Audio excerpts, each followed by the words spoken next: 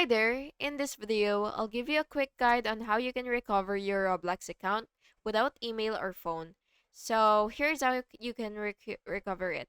So the first thing that you will have to do is go to Roblox login page, and now that you're here, you will just have to click forget password or username.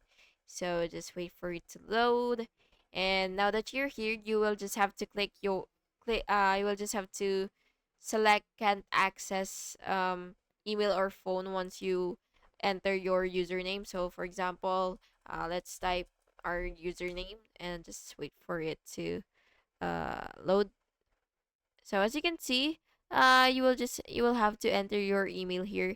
But if you do have the option, which some people do have that, which says can't access email or phone, you will just have to click that, and then you will fill out as an account recovery form with as much detail as possible, like your previous passwords, the account creation date, and the purchases, friends, and so on. And then you will just have to submit the form to Roblox support, and you will just have to wait for Roblox to verify and recover your account.